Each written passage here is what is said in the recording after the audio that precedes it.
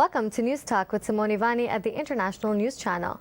We are joined today by Gloria Fung, a political commentator, coalition builder, and the president of Canada-Hong Kong Link, a non-partisan organization which aims to facilitate community involvement among Hong Kong Canadians. Gloria strongly advocates for democracy and human rights. She has been outspoken about opposing the Chinese government's suppression of Hong Kong liberties amid the new national security law. The new law criminalizes any acts of secession, subversion, terrorism, and collusion. Critics are calling the law the end of Hong Kong. Gloria's work has also been centered around bolstering public knowledge surrounding the Chinese government's use of intimidation tactics against dissenters within Canada among ongoing tensions between Hong Kong and Beijing. Thank you for joining us, Gloria. Thank you very much for having me. First of all, can you tell our viewers a little bit about what is going on between Hong Kong and the Chinese Communist Party? Well, last July, the Chinese Communist Party used the national security law to silence dissent in Hong Kong. And key leaders of opposition parties, NGOs, academic and media sector have been arrested and charged with threatening the state's stability or collusion with foreign forces. And people offending the national security law could be subject to a lifelong imprisonment. And that is why many Hong Kongers under political persecutions have been fleeing to UK, Canada, US, or Taiwan, Australia, etc. And Canada-Hong Kong Link has been advocating for our Canadian government to provide a lifeboat program to save lives of Hong Kongers under political persecution. So what has sparked the non-stop protests that are happening in Hong Kong since June of 2019? Well, the Hong Kong protesters, protests have been sparked by a proposed extradition bill that allowed the Chinese government to summon Hong Kongers that they do not like to be sent back to face unfair court proceedings in China. And since there's no rule of law in China and the jail conditions, quite often are very, very bad, and therefore millions of people in Hong Kong have staged peaceful demonstrations on the streets to oppose to this very controversial extradition bill. But the Hong Kong government did not listen to their concerns, and instead the Hong Kong government used police brutality to crack down on the peaceful demonstrators, and that is why it has resulted in a very severe tension between the government and also the people there. What other kind of impacts has the China's national security legislation had on people of Hong Kong? Well, the national security law essentially criminalizes dissent and also the freedom of expression. And it has been used to put to jail people who are merely exercising the freedom of expression in Hong Kong. And that was guaranteed to them by the Sino-British Joint Declaration, which is international treaty registered with the United Nations. Therefore, most people in Hong Kong have expressed their feelings of frustrations and betrayal. And the leading dissents have been put to jail, or they have been charged with very severe criminal act in Hong Kong. Tibetans, Uyghur Muslims, and Hong Kongers have all advocated for canceling the 2022 Olympics in China. In your opinion, what are the chances that the international community will listen to these calls of action? Well, the call for the boycott of the Beijing Winter Olympics is not only confined to the Tibetan, Hong Kong, or the Uyghur Muslims community. It is also strongly supported by other communities, including the Taiwanese, the Burmese, Vietnamese, as well as a lot of Canadian human rights groups. And here in Canada, we are trying to put pressure on the Canadian Olympic Committee and also our government to reconsider our participation in the Beijing Winter Olympics. as we always say, no rights, no game. And remember, our two Michaels are still being held as hostages in Chinese jail, as well as other wrongfully imprisoned Canadians. So given all, the brutality going on in China and Hong Kong, as well as the genocide in East Turkestan region, should our Prime Minister and our Canadian elected representatives still endorse the Winter Olympic Games in Beijing as if nothing has happened between our relationship and China? I don't think this is right. And so for the Chinese Communist Party, it's a very brutal dictatorship who has been trying to use the Olympic Games to portray a proud and peaceful image around the world. And Canada should not help them to sustain this kind of fraud.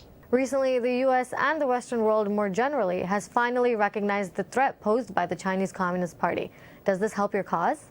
Oh, yeah, absolutely. Western democracies, especially the Five Eyes allies and some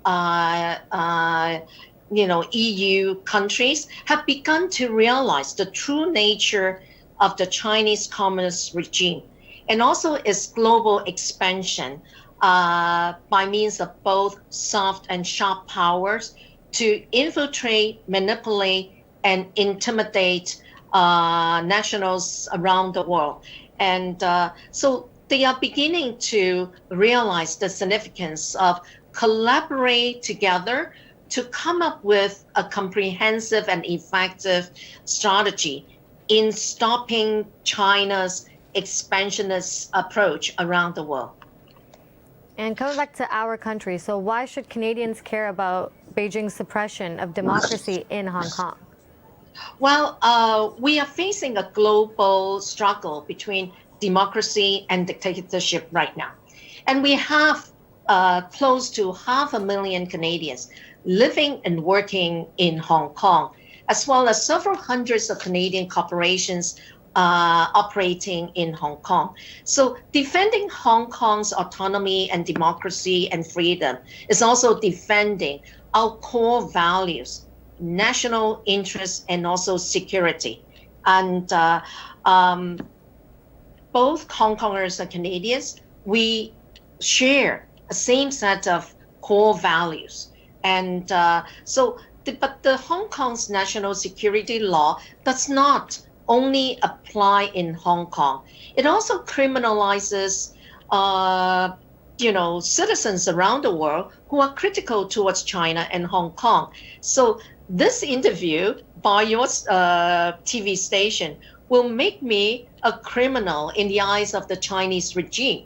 And whenever I'm in China or I'm in transit via Hong Kong, I could be arbitrarily arrested by the Hong Kong government in the name of offending their national security law. And it shows how serious, this national security law is to citizens around the world.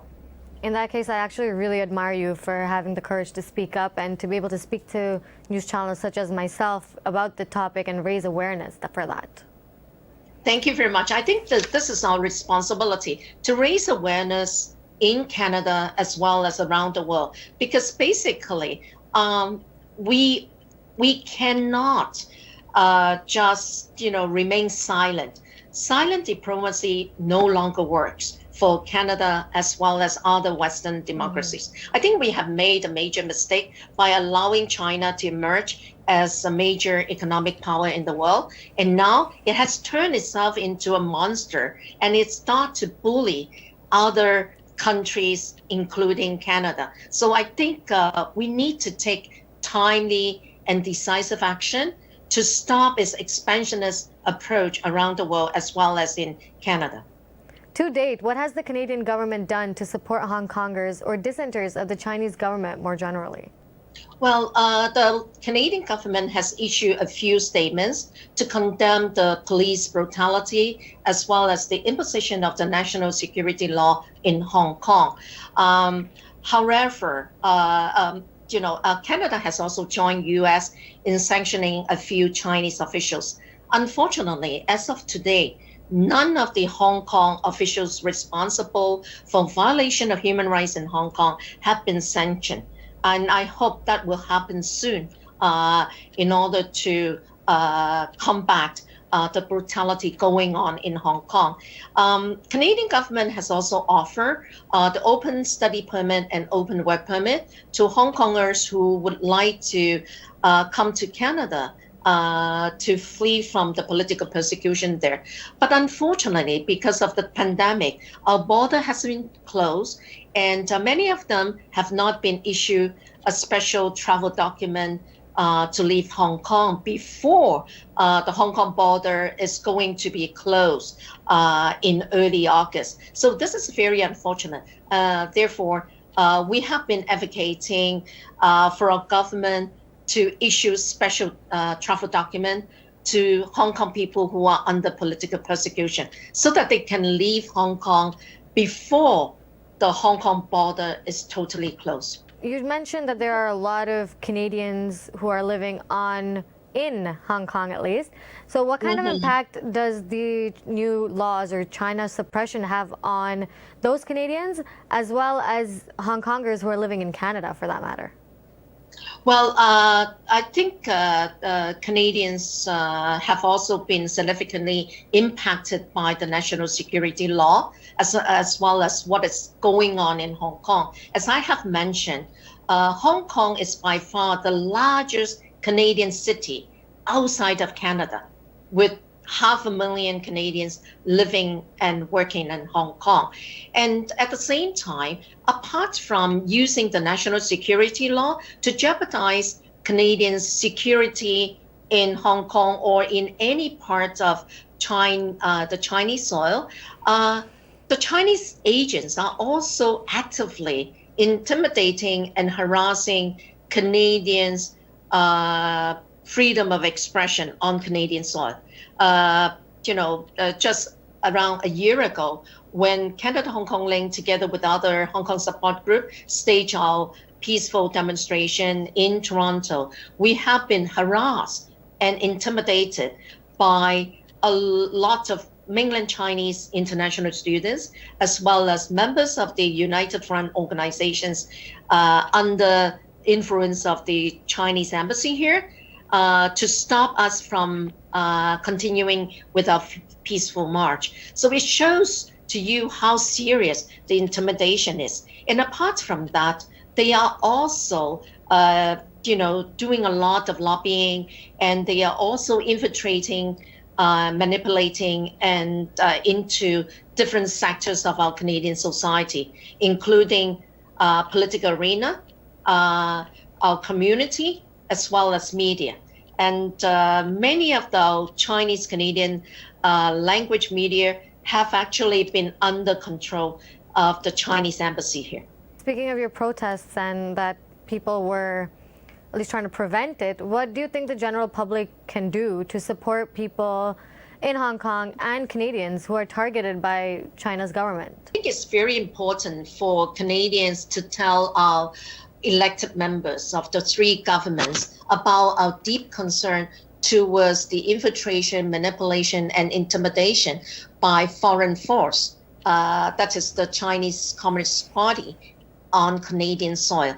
And we also need to ask them to come up with effective legislation that will enable our enforcement departments to depart Chinese agents that have been actively working in the best interests of this foreign force in Canada, as well as some of the diplomats who have been doing, conducting, activities that are way beyond the diplomatic jurisdiction. I think it's very important that Canada need to come up with a strong stance towards China. And at the same time, we also need to show our leadership on the world stage that we are not going to kowtow to this very arrogant dictatorship In your opinion, what is the threat of the Chinese government's infiltration in Canada? And how often does the Chinese Communist Party use intimidation tactics against dissenters on Canadian soil?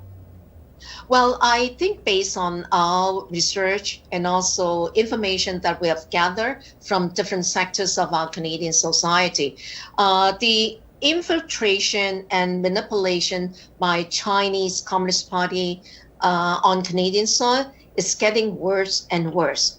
And just imagine, just last week, the coordinator of the independent senators group, Senator Wu Yunpao, has actually spoken, openly against what our government and also our foreign ministry have said before about the genocide in the East Turkestan region, and we have been wondering whether or not this kind of senator or even some of the MPs have always been serving as the advocate for the Chinese government, are really working in Canada's best interest.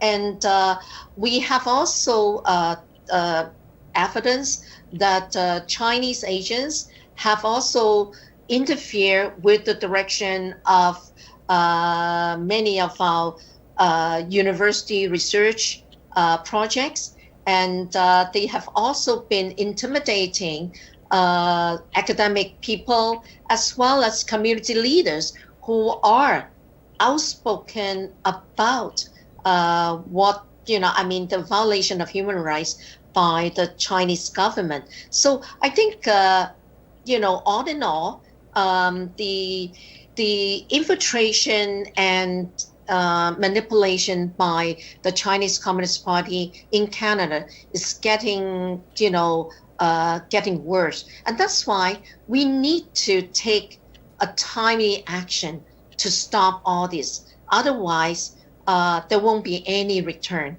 if, they continue to build up their influence in our country. So what are you hoping the future of Hong Kong will look like?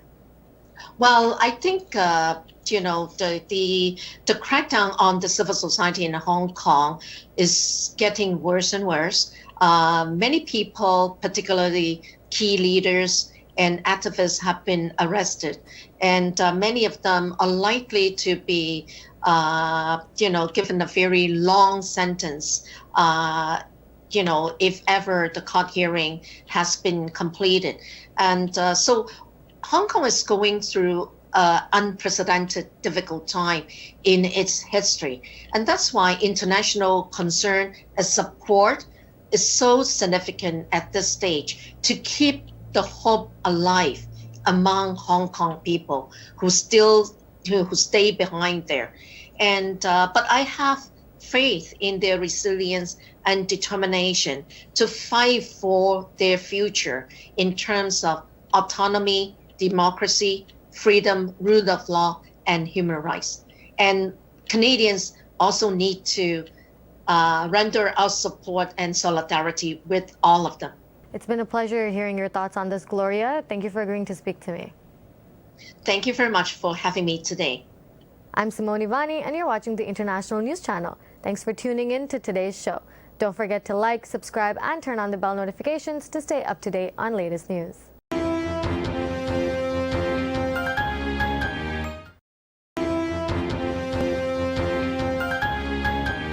Welcome to News Talk with Simone Ivani at the International News Channel. For the third time in less than a month, a First Nations community in Canada uncovered evidence of hundreds of unmarked graves near a formal residential school site for Indigenous children. The three discoveries in British Columbia and Saskatchewan of 182, 215, and 751 graves respectively have left the country reeling, in shock, but not in surprise. In Canada, the Indian residential school system was a mandatory boarding school created for Indigenous people with its main objective to colonize these individuals to the dominant white settler Canadian culture and society.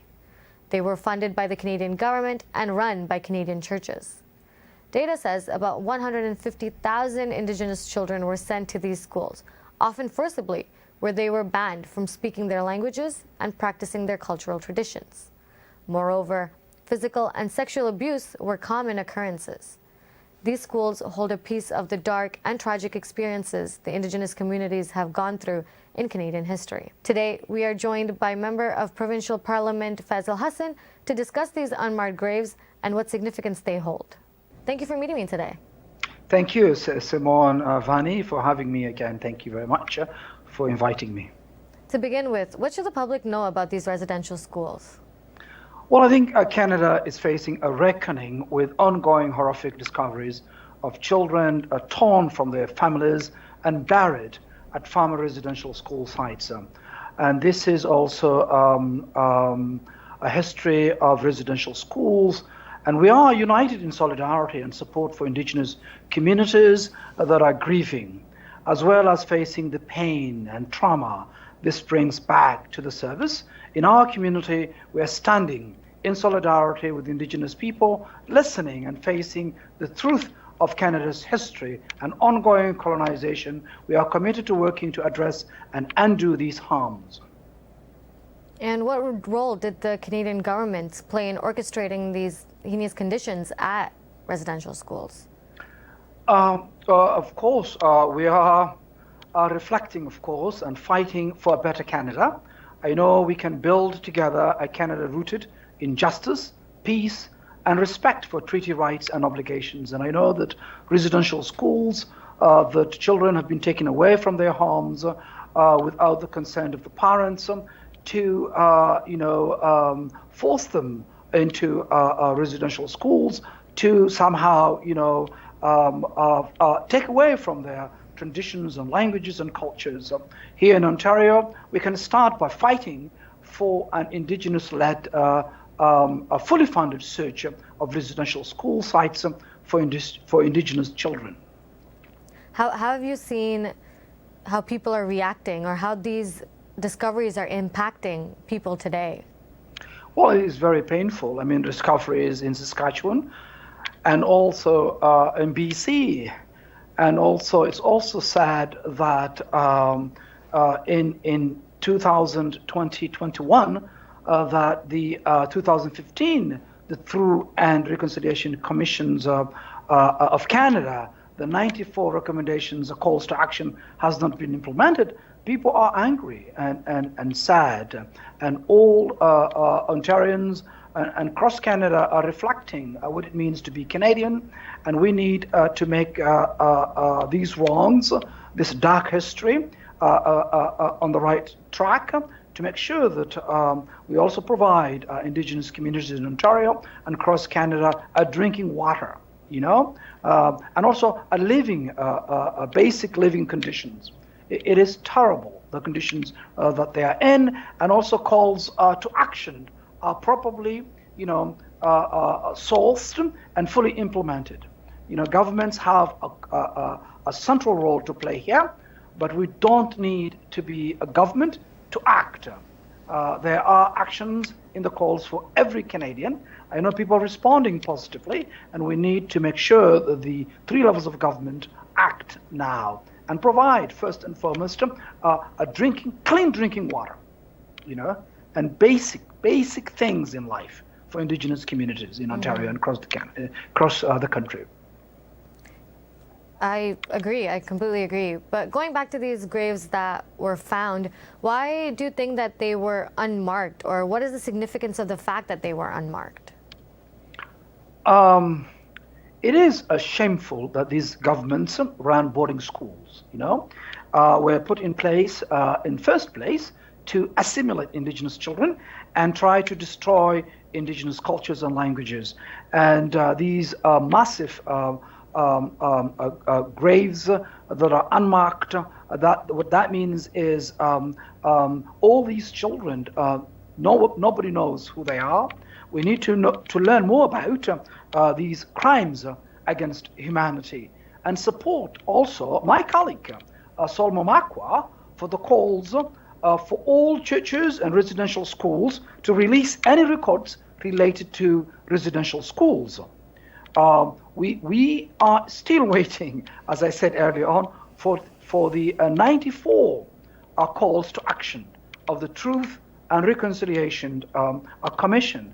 And it is an outrage, as I said again and again, that indigenous people are still denied a safe drinking water and decent living conditions. No, I hear you. From your personal experience, what was your reaction when you heard about these, so far, 3 discoveries in British Columbia and Saskatchewan? Well, that means there are more graves. We need to immediately do my colleagues Solmo Marcos calls to investigate and open the books of the churches and make sure there are more. And this is also really disturbing and very sad. But we can do better. Now it's the time for action. To listen also the indigenous communities and indigenous-led solutions and also nation-to-nation dialogue must start, and we need to implement immediately those recommendations of 94 Truth and Reconciliation Commission, which has not been implemented since 2015. It's a shame that many members of the indigenous communities do not have a safe drinking water in a decent living conditions in Ontario in 2021. It's unacceptable. It's unacceptable, absolutely. So going back to what you just said about investigating more, First Nation Chief Cadmus Delorme and other Indigenous leaders have said that it is likely that we will continue to find similar discoveries relating to more residential schools. What do you think about that? Well, I mean, that is right, and I do share that we need to work closely with First Nations and listen to what they need and act in a through nation-to-nation dialogue. Ontario has in its power the ability to act on this, and they have chosen empty words over concrete actions. We need to act now and listen to chiefs and the members of the Indigenous community in Ontario and across the country. With these recent discoveries, so calls to remove statues, monuments, and to rename buildings in honor of the Canadians who took part in creating and maintaining these schools have been renewed. So, for example, I'm sure you've heard of this, a statue of Egerton Ryerson was toppled from Ryerson University on Gould Street following the discovery of the 215 unmarked graves at the former Kamloops Residential School. So what are your thoughts on this? Should these monuments and statues be removed? Should names be changed? Well, I think that's a debate that we need to have together, and I think this is also a painful history that the Indigenous communities are going through, and we have to welcome and listen, as I said, to a nation dialogue, and also to make sure that we as a society need to treat Indigenous peoples with dignity and respect and make amends of the horrific wrongs of our past. And this debate of past statues and others, I think it's a discussion. We should also listen how they feel about it, and we can act upon with discussion and also input of the community. And speaking of supporting these communities, what is your political party doing? Well, we have also called exactly what I've just said. We are doing, as you know, Solmo Makwa is a member, the only member in the legislature who is Indigenous from the North, who have basically have been speaking openly, and I support stand solidarity with his ideas and inputs. He's a member of our caucus. My leader have also called for immediate implementation of 94 Reconciliation Commission's recommendations, and also we have to also tackle immediately the problems of a clean drinking water, which is prevalent in the Indigenous communities, also at basic decent living conditions. So we can start with that, and also we also called for Indigenous-led solutions, and to also work with and listen and be really, this is the time for concrete action and calls to action for the 94 Reconciliation Commission. Also calls to action are properly also resourced and fully implemented. And governments have a central role, we've said that, to play, but we don't need a government we don't need to be a government to act and also have a solidarity and working with Indigenous community. There are actions in the calls for the 94 Reconciliation Commission that ordinary individuals and everyone calls that they can act immediately. But it will start quickly for the basic living conditions improved, and also immediately bringing to a clean drinking water in indigenous communities. And in your opinion, how can those of us who are not indigenous support these indigenous communities? Absolutely. First and foremost is listened, and simply acknowledge that the indigenous people are the First Nations, and that we need to work with them, nation to nation dialogue, that are indigenous-led solutions. And then we can listen and then also act. And that is, I think, what we need to do. And we need these governments, past and present, to do their part. They are important, properly resourced and fully implemented. Those calls also is needed immediately. We don't also need the Prime Minister taking to young children to court. That is not helpful at all. I hear you. One final question. What do you think should be the takeaway from finding these unmarked grave sites, the ones that we've already found, and also if possibly we find more? Well, I think we will find more, and I think it's important that we investigate, and that, as my colleague Sol Momakwa have called for, opening the churches and old governmental residential schools, making sure that these investigations are concluded and these crimes against humanity is dealt with. Definitely, we need to be able to listen more of the indigenous communities and also act. And it is now tells us that we need more than ever to actually implement what the indigenous communities have been calling for, and indigenous-led solutions and nation-to-nation dialogue. I hear you. Thank you for joining me today. Thank you for answering my questions. Thank you, Simone, for having me. Thank you. You're watching the international news channel on Tag TV. Don't forget to like, subscribe, and turn on the bell notifications to stay up to date on our latest videos. Until next time, I am Simone Ivani.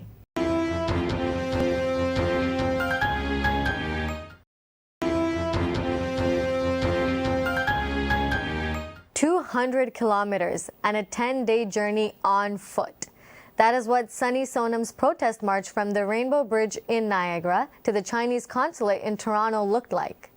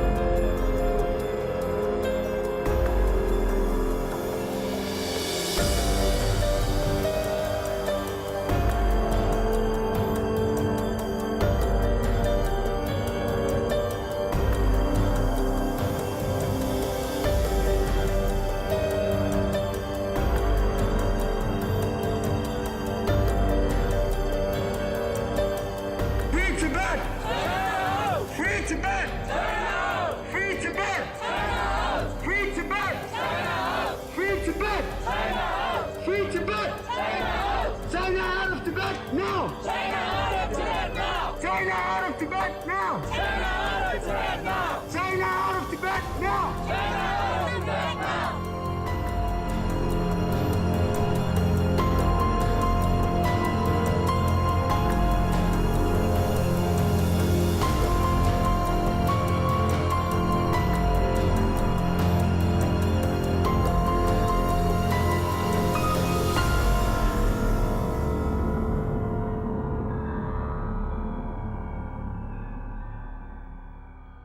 Like, we all know why we're here, right? I finished like 170 or around 180 kilometers walking through all this city hall in Hamilton, Burlington, Mississauga, Stony Creek.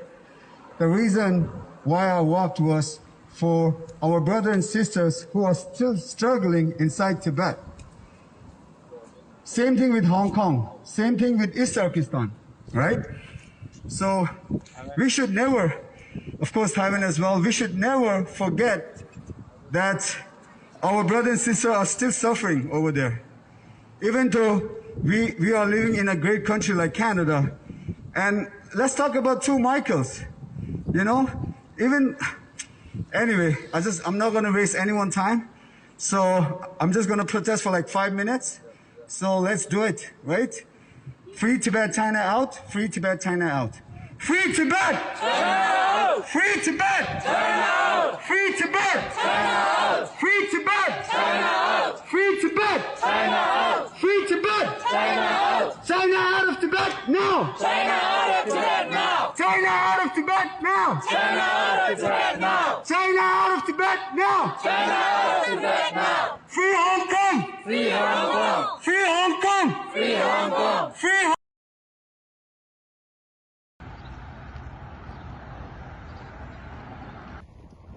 Thank you. Free Tibet. Thank you.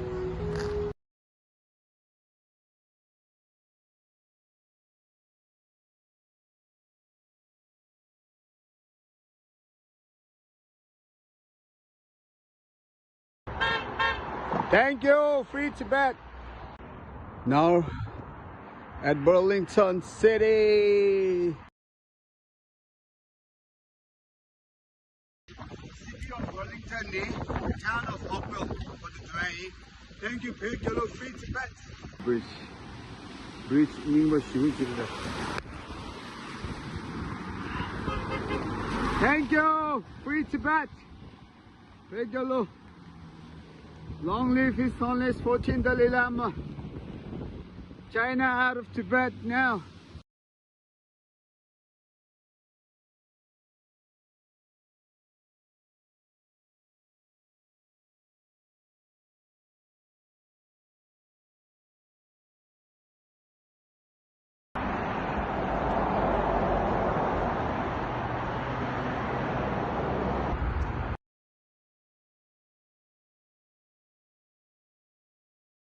Along with being the vice president of the Regional Tibetan Youth Congress, Sunny is part of the Rang Zen movement, an initiative based in the U.S. asking China to free Tibet.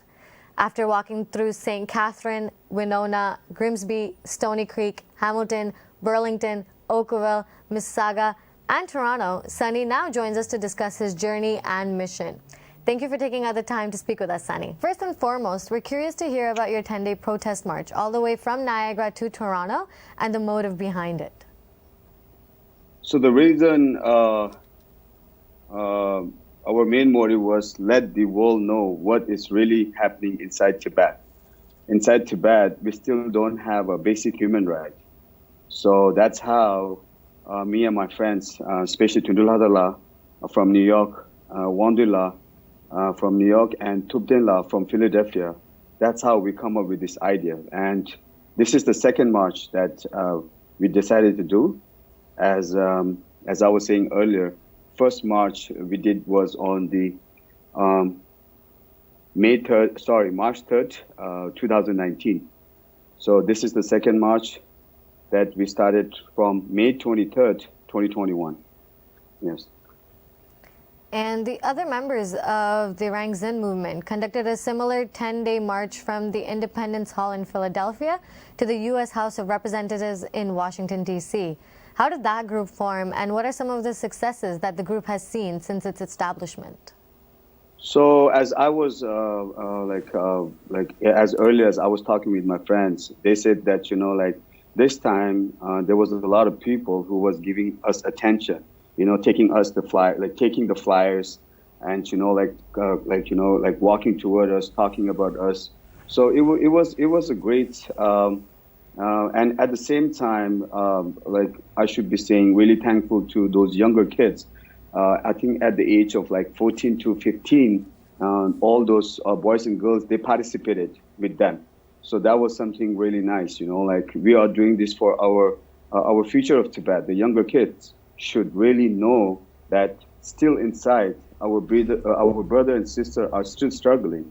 So it was good. It turned out really good. And coming back to the 10-day march you ended at the Chinese consulate here in Toronto, did you picket or speak to someone when you got there? How did that turn out towards the end of your march? So the reason was I reached in Toronto on the yesterday, June 1st. So I started from the MP office, but I could have gone straight to Chinese consulate, which is going to take like only 1.5 hour walk. But I decided that, like why I don't walk within all this Toronto downtown, Yonge and Dundas, City Hall, like let the public know what is really happening. And then I decided to stop at 5 o'clock in front of Chinese consulate because every Wednesday, the Regional Tibetan Youth Congress of Toronto used to organize Al-Hakar protests. So the reason they did was during that time, 4:30 to 5:30, because most of the worker inside the Chinese Communist office, they finish their work and they leave their office around like 4:50 to 5 o'clock. So that was my main target. So as soon as I reached over there, these people were coming out, like leaving the office. So, and as usual, they will never ever come outside, talk to us. They will never ever do that. They will always avoid us. But what the best we can do is that we can just put the flyers on the wall, on the pillars, and that's all we can do. And that's what I did actually. Yeah. Do you think speaking to someone would have helped better? Honestly, it will a lot, but most of the time they don't. They will just ignore us. And as I was saying earlier, the Freedom March, the first and the second that we did, it's all initiated by, it's nothing to do with any nonprofit organization. It's just that, okay, we have to do something. We just can't wait for any nonprofit organization to organize something. So that's how the 6 Tibetan American and myself as a Tibetan Canadian, that's how we started to do it. And right now, I'm doing a volunteer as the Vice President of Regional Tibetan Youth Congress. And the organization that I'm volunteering, it's fully volunteer. It's volunteering, Tibetan Youth Congress. It's considered as the terrorist for the Chinese communists. So the Chinese communists always take this nonprofit organization as a terrorist.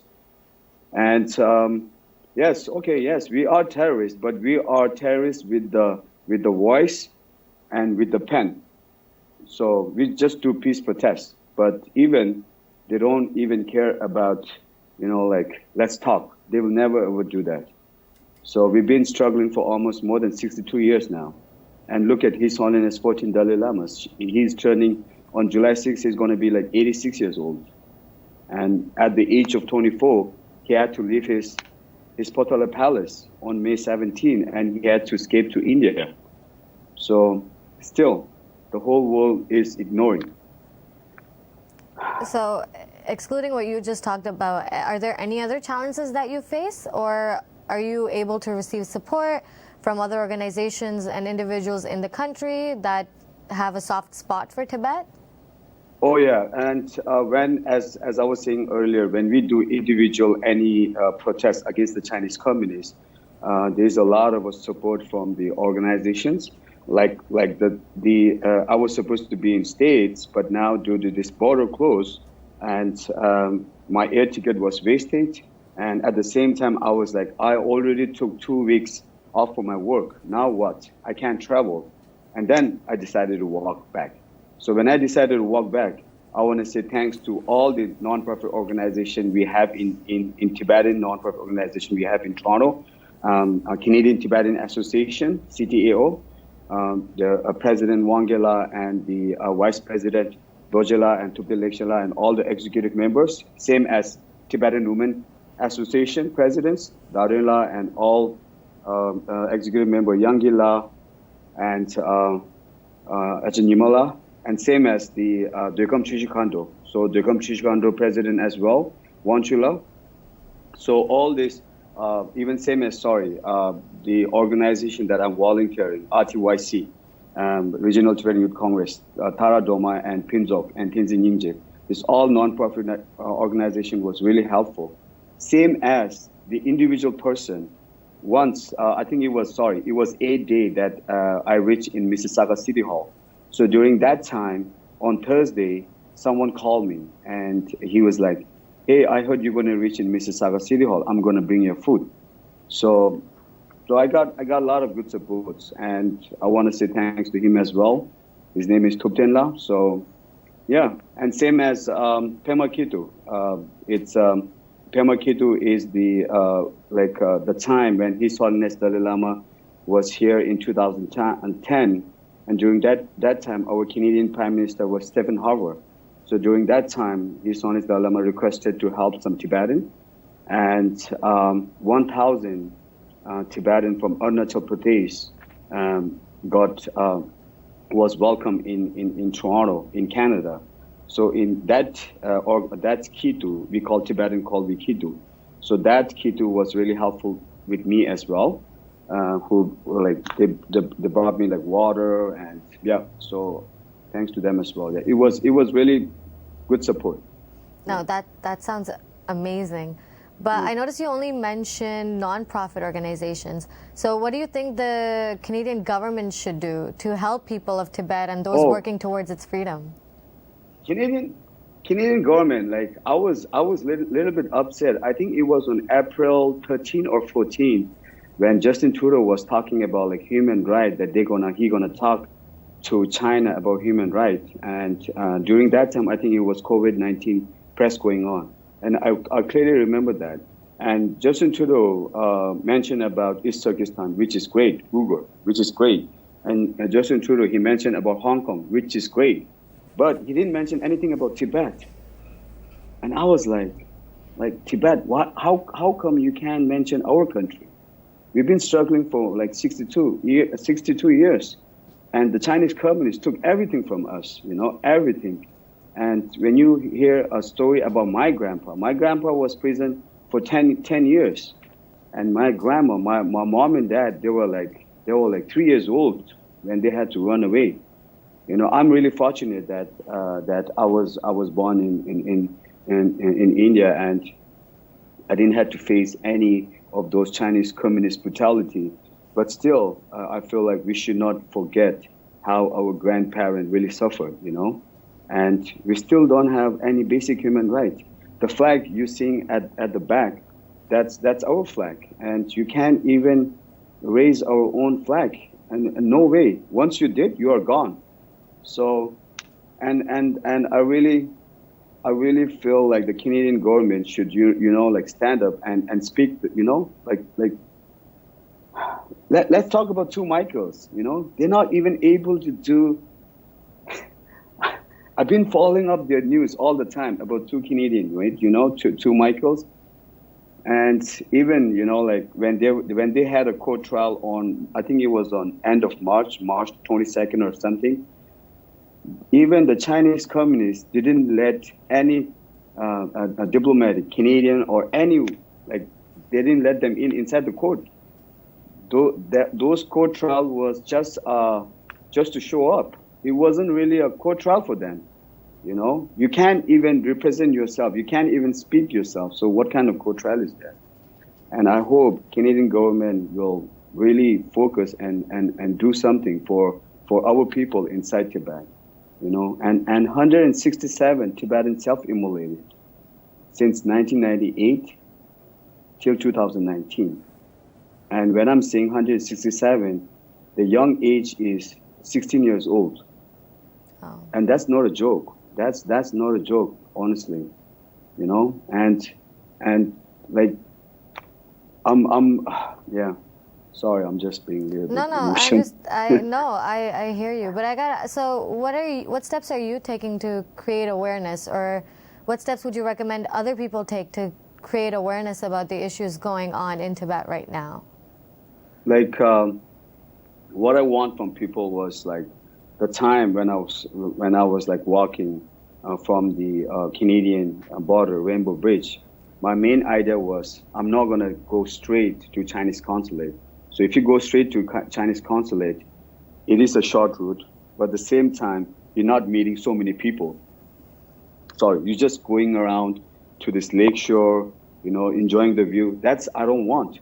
So that's how I started to pick up the main city hall, like Stony Creek, Hamilton City Hall, Burlington City Hall, St. Catherine City Hall, So That's how I was walking around, going inside the city. That's how I met so many cool people. They were stopping their car and they were giving me donations.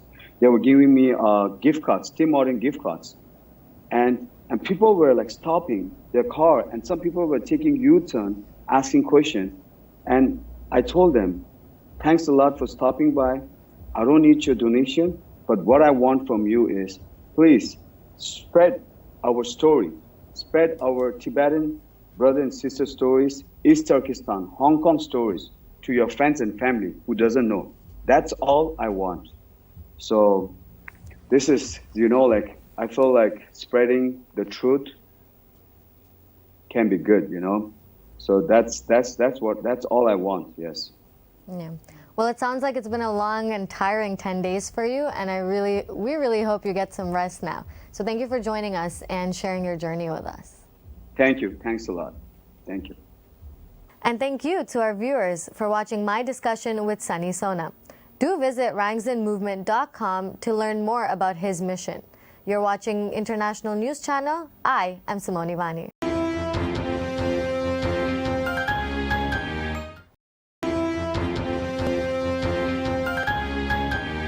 Welcome to News Talk with Simone Ivani at the International News Channel. Hindu organizations in North America are all prepared and ready to celebrate Hindu Heritage Month, which is just around the corner. A press release from World Hindu Council of America declared October to be Hindu Heritage Month. The release said Hindu Dharma-based organizations, including those of Hindu, Sikh, Buddhist, and Jain traditions from around the world, are pleased to announce the addition of another major festival, indeed an entire month of festivals in October, as the Hindu Heritage Month. A whole month dedicated to showcasing diversity that is fundamental to the Hindu community residing in North America. Hindus represent one of the newest and fastest growing immigrant communities in the United States and Canada, as organizers say. Participation is open to all organizations, businesses, and individuals that identify with the Sanatan values embodied in Hindu Dharma. More than 30 organizations have already partnered up, and more are expected to join in the showcasing of Hindu heritage, culture, traditions, and histories. Joining me today to discuss the Hindu Heritage Month further is Jay Bansal, Vice President of the World Hindu Council of America, who aims to raise awareness, serve the community, network, and cultivate Hindu values. Thank you so much for agreeing to join me, Bansalji. Welcome to the show. Thank you very much. So, just to start off, if you had to describe what Hindu Heritage Month is, how would you describe it? Well, Simone, first of all, I would like to thank TAG TV for giving us this opportunity to get our message out to your audience. This is a very exciting opportunity for us, Hindu Heritage Month. A number of Dharma-based organizations in the United States and Canada have come together and decided to celebrate our common cultural heritage during the entire month of October 2021. It's not just an event, but actually a series of events that different organizations and individuals will be holding at various times during the month of October. And was there a reason behind choosing October in particular? Absolutely. If you think about it, October is already a Hindu Heritage Month for us in so many ways. This is when we have our Navratri, Dussehra, and Durga Puja, and a lot of times Diwali also falls in October, sometimes in November. Of course, we're not going to be able to match the Hindu calendar with the Western calendar all the time, but October is when a lot of our festivals take place. So we decided that it's the month that covers majority of our things, so we should fix on October as the month for doing it. No, that's fair enough. And what is the purpose behind having Hindu Heritage Month? Right. The purpose is actually very simple, Simone. We are people of Dharma. We have a very rich and shared cultural heritage. So we simply want to celebrate it as a community and share our value system with the societies that we live in. Now, of course, it doesn't hurt to remind the world that Hindus are 1 billion strong, across the globe. Yeah. Now, when you combine it with other Dharma-based belief systems, such as the Sikhs, Buddhists, and Jains, we would be actually the second largest faith system in the world, But then when you add all those people, who do not believe in proselytizing and know the art of living in peace and harmony in a multicultural society, that population size is staggering across the world. So just imagine if that entire community came under one roof and celebrated this shared heritage, what the world would look like. So that's the reason we're doing it. No, that sounds like a great reason to do it in the first place.